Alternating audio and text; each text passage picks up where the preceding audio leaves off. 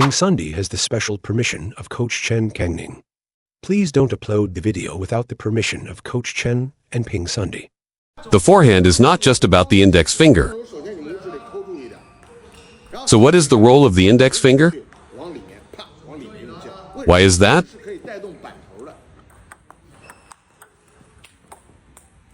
It's very easy for the index finger to control the racket head.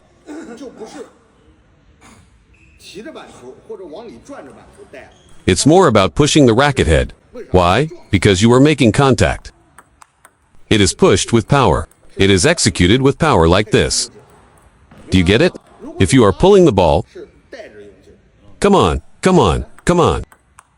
This is done with power. When we coaches see problems with the athlete's movements, we address the issues directly. Oh, you raised your elbow. You pushed forward too much. But you do not know where the root cause lies. If you solve the root cause, you won't need to worry about the movement issues. Many children have small hands. What should we do? The middle finger gets stuck. Is the index finger straight in the middle? In this case, first of all, do you think your wrist feels locked? The wrist is already locked. There's no way to make adjustments. You feel like you're playing stiff, right? What about the backhand? With the backhand, you can only hit it like this. And there's no way to adapt. It limits your wrist movement. What does power mean? I think power is similar to what? It's actually like a flow of water. What about your arm? It's like a conduit, right? What about this part? The faucet. You've locked it up. You've locked the faucet yourself. How can the water come out? This type of grip player, he can never generate power. But he cannot generate power. He can only push it out. Therefore, this type of grip is also not recommended. Is this ball in play? You pulled me in. You saw me play my forehand. Then you serve again. Right, I need to have this ball. I've got that covered. If you can't handle it, I'll push again. Because you find it awkward in that position.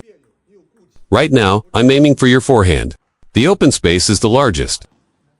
Right, because I can push to maintain control over you.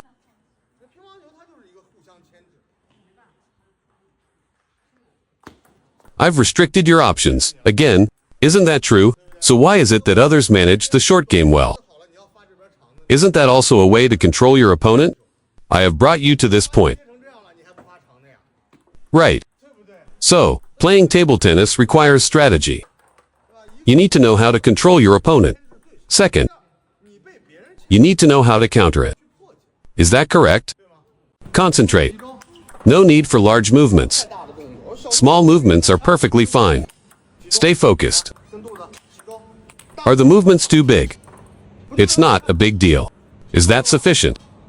All right, that's sufficient.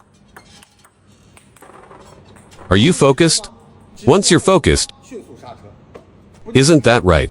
You're throwing here. You've thrown a high ball. Exactly. Exactly. All right. All right. Just like I mentioned about the long-range attack with backspin. Other techniques get the elbow wrong. That's right. Why? To minimize the radius. This allows it to quickly control the arc, because the long-range pull is very pronounced. The more pronounced it is, otherwise, it will definitely go out of bounds. I'll shorten the stroke as much as possible. Using this technique. Finally, don't think of it as just tossing the ball. In the end, there's a sense of being locked in. Because you've exhausted all your energy, the table feels endlessly long. It feels like you've thrown everything out there. Do you get it? This really relies on a pure hand feel. Is it locked in? Can you feel that locked sensation? Am I really giving it my all without holding back? This is pretty intimidating up on stage. This definitely looks like a bluff, doesn't it? I have a concern. Is it that when you give it your all, only halfway? It feels like there's some pressure, right? Is there a way to quickly stop at the end? Is it clear? Finally, it lands on the left foot. What does it mean to transfer your weight? It's called weight transfer when you shift from one leg to the other, right? Land on the left foot. Push off the right leg. Land on the left foot.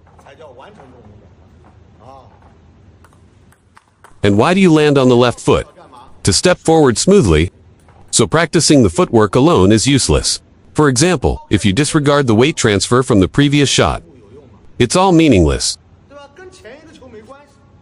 This footwork is related to both the previous ball and the next ball. Taking the forehand loop as an example, focus on the left foot. Just finish the follow-up step. What happened? Did it collapse again? While stepping forward, it builds up power again. So the follow-up step is a fundamental technique for progression. Step forward, then start to adjust your stance. Yes, adjust your stance. Withdraw your stance. Transition your center of gravity.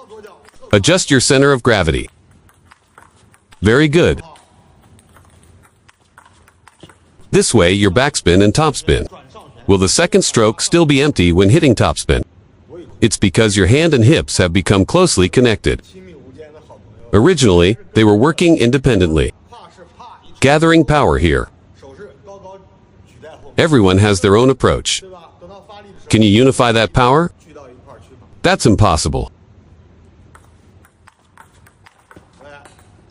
Shift your weight to the left foot and follow through with the momentum.